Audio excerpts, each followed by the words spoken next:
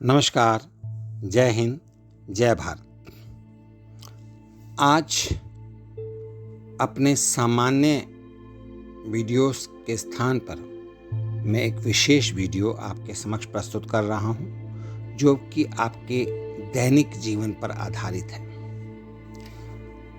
यह दैनिक जीवन में हम विभिन्न प्रकार की परिस्थितियों से होकर गुजरते हैं।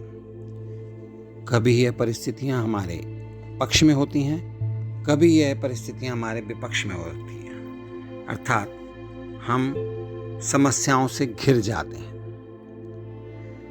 तो यहाँ पर कहने का तात्पर्य ये है कि जब आपके समक्ष समस्याएं आती हैं तो आप उनसे घबराएं नहीं। हमें समस्याओं से घबराना नहीं चाहिए। यह समस्याएं एक महान अवसर प्रदान कर सकती हैं।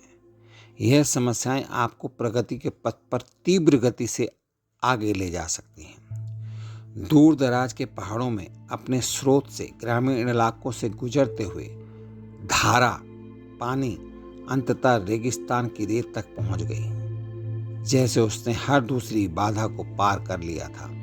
धारा ने इसे भी पार करने की कोशिश की, लेकिन जैसे ही वह रेत में चली गई, उसका पानी गायब हो गया। हालांकि वह आश्वस्त था कि उसकी नियति उस रेगिस्तान को पार करना था, और फिर भी कोई रास्ता नहीं दिख रहा था। रेगिस्तान से आ रही एक छुपी आवाज फुसफुसाई, हवा रेगिस्तान को पार करती है और धारा भी।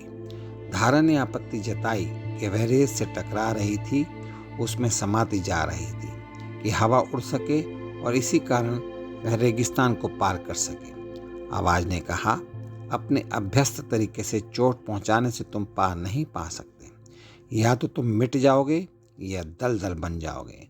आपको हवा को अपने गंतव्य तक ले जाने की अनुमति देनी चाहिए, लेकिन ऐसा कैसे हो सकता है खुद को हवा में लीन होने देकर? यह विचार धारा को स्वीकार्य नहीं था। आखिरकार इसे पहले कभी अवशोषित नहीं किया गया था।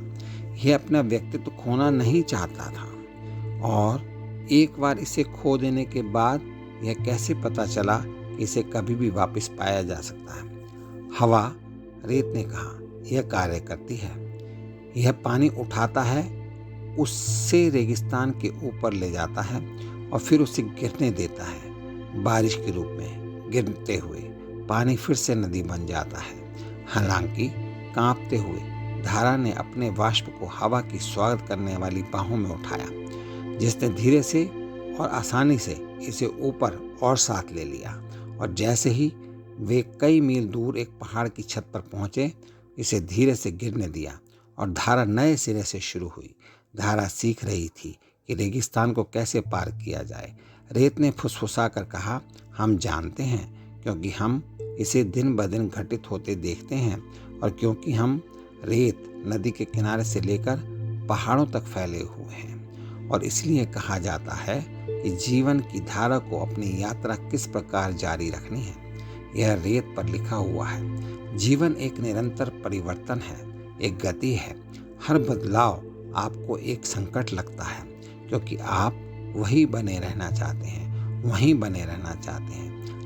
अपने अभ्यस्त तरीकों को बरकरार रखना चाहते हैं। लेकिन अगर आप वैसे ही बने रहने की कोशिश करेंगे तो आप दुख पैदा करेंगे, क्योंकि आप जीवन के खिलाफ ही लड़ रहे होंगे। संदेश प्रवाहित है, इसे जाने दें और डरो मत, क्योंकि यह धारा सदियों से बहती आ रही है। डरने की जरूरत नहीं है।